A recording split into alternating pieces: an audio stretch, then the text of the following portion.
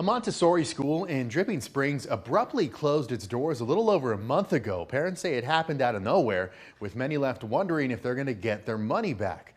Well, a part of their contract could potentially prevent that from happening. KXAN's Sarah Alsheh explains the family's frustrations, as well as what to do if you were ever in this situation.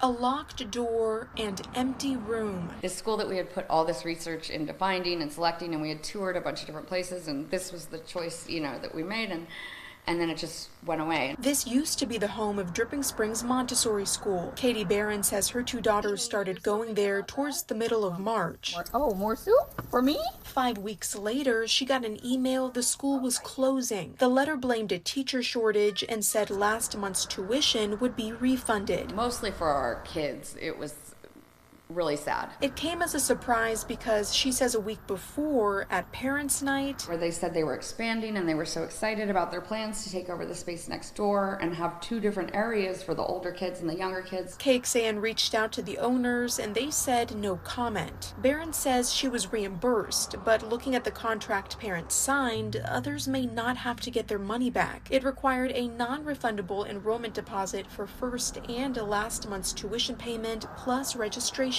and fees. Katie Galan with the Better Business Bureau says in these situations, typically if a business closes, they are still liable to pay you back for uncompleted services. If you have paid tuition, if you have paid fees for their meals, for transportation, extracurricular activities, all of that money needs to be reimbursed to the customer ASAP. But she says it gets tricky when there's a contract involved stating it's non-refundable. For Barron, she's most upset about the impact it's had on her daughters. It really was sad for them, and they've asked, when are we going to go back to school? Now she's left starting the research process over, hoping for a different experience elsewhere. Having to do it all again is kind of daunting. Sarah Alsheh, KXAN News.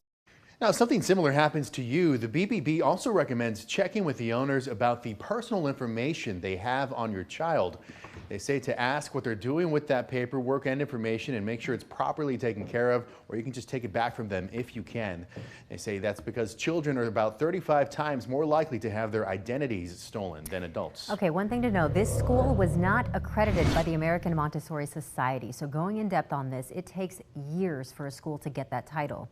According to the organization, schools first have to apply and then have their application reviewed. Then they go through a rigorous self-study process, which involves examining and documenting every aspect of its program, like curriculum, facilities, policies, and health and safety practices. After that, a team of peers from other accredited schools conduct an on-site visit, and that's to see whether the school is in compliance with AMS standards. And they do that by reviewing documents and conducting interviews and observations.